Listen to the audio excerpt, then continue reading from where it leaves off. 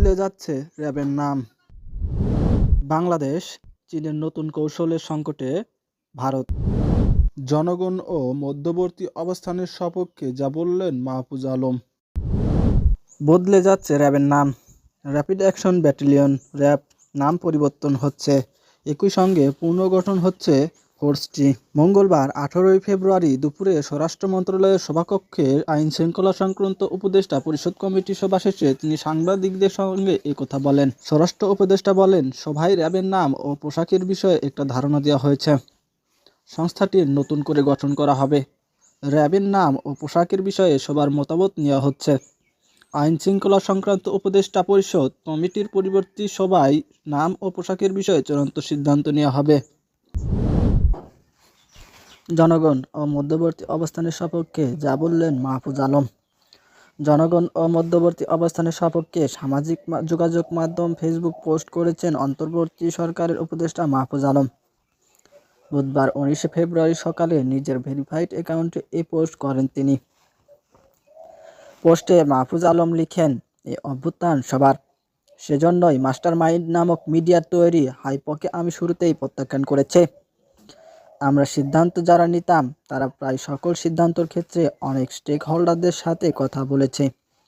একটা সিদ্ধান্ত ফাইনালাইজ করতে অন্তত 5 থেকে 6টা গ্রুপের মতামত শুনে বিশ্লেষণ করে সিদ্ধান্ত নিতে হয়েছে। ফলে এটা আসলে আমাদের সিদ্ধান্ত নেওয়া বোর্ডের সাময়িক কৌশলগত সক্ষমতা যেমন তেমনি অনেকগুলো ধাপ অফ পিপলসের অংশগ্রহণ ও পরামর্শেরও ফল। কেউই অনুল্লেখ্য নয়।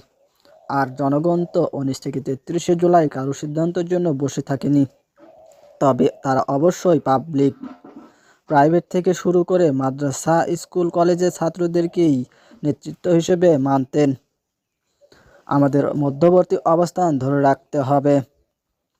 দুঃখ প্রকাশ করে তিনি লিখেন, আমার কোনো বক্তব্য হয়তো কারো মনে কষ্ট দিয়েছে, বিশেষ করে তৌহিদি জনতা বলাটা। আপনারা যারা আমার বক্তব্যের কারণে নারাজ, নাখোশ হয়েছেন, আমি আপনাদের কাছে আন্তরিকভাবে দুঃখ প্রকাশ করছি। এছাড়াও গত কয়েক মাসে অন্য কোনো বক্তব্য কেউ আঘাত পেলে বা সেটাকে বিভাজনমূলক ভাবলে সেক্ষেত্রেও আমি আমার বক্তব্য পূর্ণ বিবেচনার পক্ষে। ভারসাম্যপূর্ণ বিভাজন ও ট্র্যাগিং বিরোধী অবস্থান গ্রহণ করাটা জনগণের মধ্যকার ঐক্যের জন্য জরুরি। আমরা জালিম ও মজলুম কোনোটাই হতে চাই না।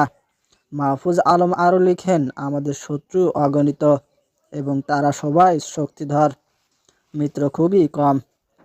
একটু ছাড় দিয়ে যদি আমরা মিত্রতা বাড়াতে পারি এবং শত্রুদের পরাস্ত করতে পারি তা আখেরে এদেশের জনগণকেই উপকৃত করবে।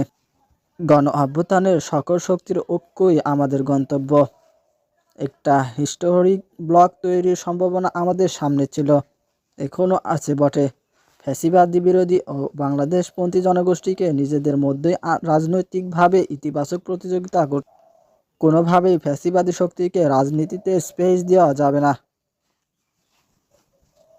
এরকম নতুন নিউজ ভিডিও এবং সার্কুলার ভিডিও পেতে আমার চ্যানেলটি সাবস্ক্রাইব করুন এবং আমাকে নিউজ ভিডিও বানাতে উৎসাহী করতে একটি লাইক ও কমেন্ট করে যাবেন। ধন্যবাদ।